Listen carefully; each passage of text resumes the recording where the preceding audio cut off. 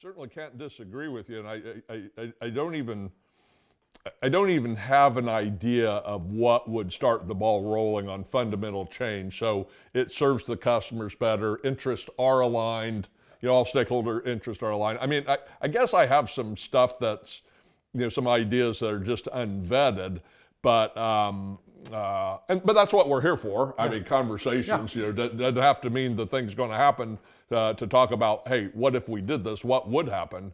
But with anything related to damage prevention over the years, the one time when all of a sudden people are moving around faster and there's sweat on their brow and just the energy is way more apparent is when something bad happens. Short of that, not a lot of, I guess, energy in damage prevention. So, what would have to happen? To what scale would something have to happen? Oh, by the way, you talk about regulatory. I just talked to a guy that used to work for PHMSA, and his view on the basic knowledge level at PHMSA for damage prevention, locating, et cetera, he estimated as being extremely low. I found that interesting, that you would have an insider say something about the organization like that. So I don't think any of us were thinking that somebody in the regulatory industry was going to be knighted and say, this is silly, we're going to do something different, and everybody's going to follow suit, But it kind of takes me back to an earlier conversation that we had where I said, a lot of people think they know locating, but in reality, there's not many people that really know it and understand, the full scope of what is possible, and conversely, what is not possible. It understands the whole universe there. But let's not backtrack. Let's take this thing and let's say, all right, what sort of incident, what scope of incident would all of a sudden likely create change in the business? What would it have to take? It would have to take some just egregiously catastrophic incident. So if you think about it this way, a couple years ago, I looked at how many fatalities a year, these are horrible, right? But I looked at how many fatalities a year are there in the US related to, caused by bad damage prevention. Okay. Right. And I think it was I looked at the previous 5 or 6 years. I went to the PHMSA database. I looked at various sources. And if I recall, it was less than 5 a year. Okay. It's still too many, right? But less than 5 a year. How many construction workers are there in the US? I don't know. Are there 1 million? I think there's over 1 million when I left. Right. Okay. So 5 out of 1 million. Again, I'm not justifying the 5. I'm saying 5 out of 1 million. The stat they use for fatalities on the job, and same thing with murders, is how many per year per 100,000. Okay. So 5 per million is like 0.5 per 100,000. Right. Okay. The fatality rate for delivery drivers in the US, if I recall, is something like 20 to 25 per 100,000. Okay. Okay. So my point is, given all the inefficiencies and antiquated kind of rules and expectations we have in this industry, we're at a point now where, in the eyes of many people, for better or for worse, it's safe enough. Right.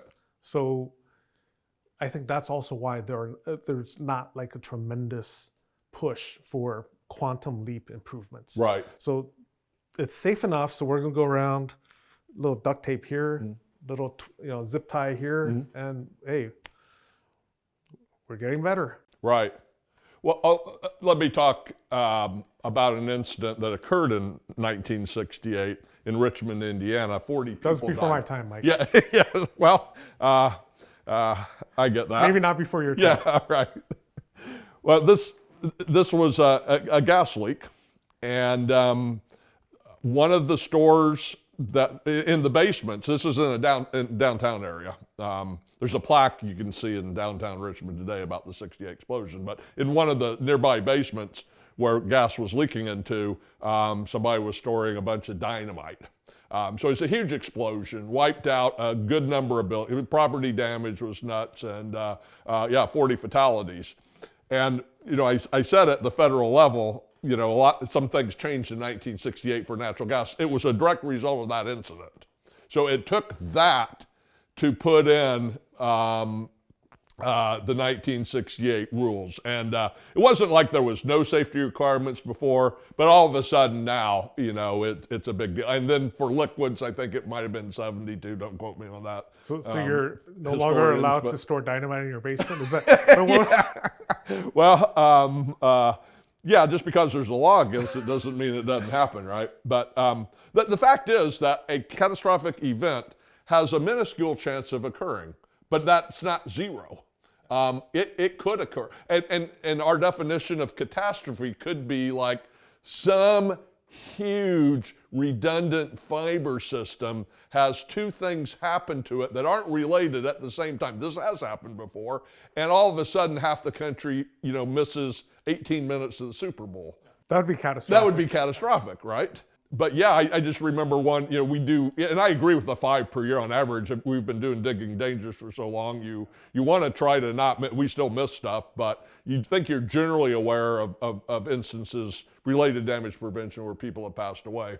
And again, you're right. It's not this huge number, but unfortunate for the incidents to occur, but it's not happening all the time. So, but I just remember Northwest Airlines in Minneapolis, St. Paul, having to shut down their entire operations because the redundancy of telecommunications there for one part, for some X number of blocks, the two cables were in the same duct bank. Yeah. And so when that duct bank was struck, they lost everything. I remember that incident. Yeah. So let me ask you a question. When you mow your lawn, do you wear safety goggles? Nope. Okay. I don't either. Okay, I'm not picking on you. I don't either. But you're supposed to. Okay.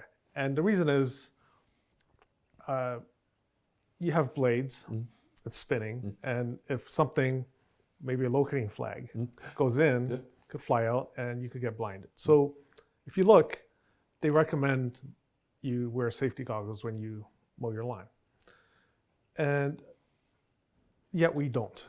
Okay, so my point is that safety is not an infinite thing, right? We don't, throughout our daily lives and even when we work, we don't go all out on safety. So I think what we have to do more with this system, this overall fairly adequate system we have, is look at ways we can make it more convenient for people. Or lower other kind of costs that are outside of safety. Yes. Yeah. So we don't wear safety goggles. Yes, yet it's pretty convenient. I could wear a safety goggle, but I don't like wearing it because I got scratches and stuff on it, whatever. But if it's more convenient, I might wear it. But another example I'll give is about 40,000 Americans die every year in traffic accidents. Okay. Do you wear a motorcycle helmet when you drive your car? No. That sounds crazy, right? Yeah. If you did, people would stare at you like, what's he doing? What's this guy doing? Is he a race car driver? Yeah. But 40,000, if you think about it, I don't know what the studies say, but I would bet if everyone wore safety helmets, like motorcycle helmets, while they're driving their cars, that 40,000 number would go down. Would go down by at least 1%, at least 400 people. It'd save 400 lives. It'd save one life a day, probably. Probably a lot more. But we don't do that. I have a motorcycle helmet. We don't do that. So there's some aspect of safety. It's not like, this makes it safer, so you have to do it. If you don't do it, you're an unsafe person, right? And I think we do, in this industry, in this space, we do that too often. And we do it because it's our profession. So we look at it as this is the most important thing, which is fine. Those are noble thoughts. Right. But the reality is that's not the way humans think.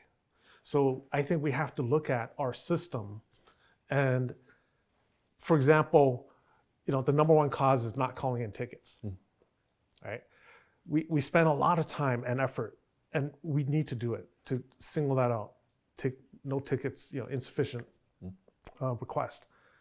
But we don't spend enough time asking why, finding out why, right? I'm not wearing my goggles while I'm mowing my lawn. Okay, but why? And I think we need to get at questions like that, like why did this person not call in ticket, right? And then in Six Sigma, they have 5 whys. You have to ask why 5 times to get at the true root cause. Okay. Right. And then I think we have to ask why again, and then get at real root cause. Why is this happening? Instead of just saying, hey, they didn't call in the tickets, and if they had just called it in, this damage wouldn't have happened. Right. Right. It's easy to say. Right. Right. But we don't follow that mentality in the rest of our lives. So why would we expect to follow it here? Exactly. Yeah. We could, because we are directly in this business, but of the million excavators out there, of the million people working construction out there, they're doing, they're out in the field every day, 40, 50 hours a week. They're more like, are mowing the lawn or are driving the car without the motorcycle helmet. And then if we want to go after that fruit, we have to ask ourselves, how can we help? If we really want to go after that fruit, I'm just being honest, we have to ask ourselves, how can we help others get to that fruit easier? Sure. And not just say you're delinquent because you didn't go after that fruit. Right, right.